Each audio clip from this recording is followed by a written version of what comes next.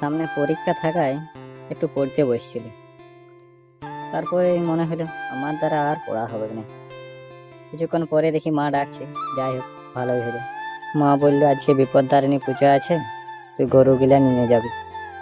তখনই খাতাটা বন্ধ করে আমার হাজারদুয়ার থেকে বার হয়ে চলে আলি আনিয়ায়। এখানে গরু বাঁধা আছে আমাদের। তারপরে আমার এই যে এখানে হায়াবুসা গুলা দাঁড় করা আছে। তারপরে মহারানী গুলা এখানে দেখছে, ডাকছে কখন ছাড়বে আমাদেরকে। তারপর বাড়ির দিকে আসে দেখি মাদাল ধরে আছে, গাছে আঞ্জিরে ধরে আছে, বাড়িতে নাই পারলি নিয়ে চলে আলি ওইখান থেকে। তারপরে যে কলা বাগান পার হয়ে নিয়ে চলে আলি ঘর। ঘরে আসি নিয়ে বাপের হোটেলে মোচাড়ে মারবাতটা মারিয়ে নিয়ে মুখটা মুছিয়ে নিয়ে যে ফুলসগুলা পরিয়ে নিয়ে গামছাটা একদম মোচাড়ে বাঁধিয়ে নিয়ে কেসি পালের ছাতাটা নিয়ে আর ঘর থেকে দিলি বাইরে। রাস্তায় দাদাকে পালি, ভালোই হলো, সঙ্গ হলো আমার। দাদার সঙ্গে যেতে থাকলি।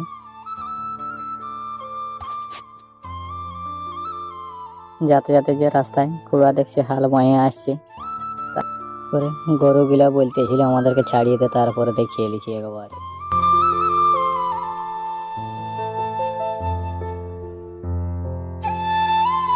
তখন যা করার করলই, সেইখানে দেখছি আরো ইঁদুর ধরছে।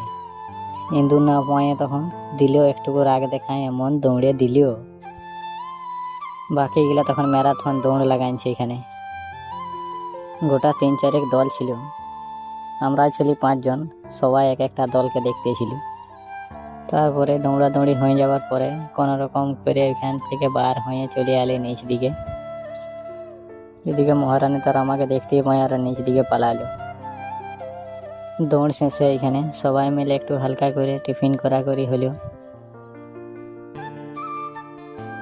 তারপরে ওখান থেকে বার হয়ে চলে এলি এখানে চারা ক্ষেতের গোড়ায়। চারা খেতে একটুও জন নাই, আষাঢ় মাস শেষ হতে চললে একটুও জন নাই। এরা পিঁপড়া দাদার বেটির বিহা, তাই আমাদের বহাল পার হয়ে চলে এলি পিঁপড়া দাদার ঘরে। কোনো রকমে ঘর খুঁজে যায় বসলি দুয়ারে, দেখি অনেক কুটুমজনের ভিড় লেগেছে ঘরে। পিঁপড়া দাদা তো বিরাট ব্যাপার। তারপরে বিদায় নিয়ে ওইখান থেকে চলে এলি আমরা।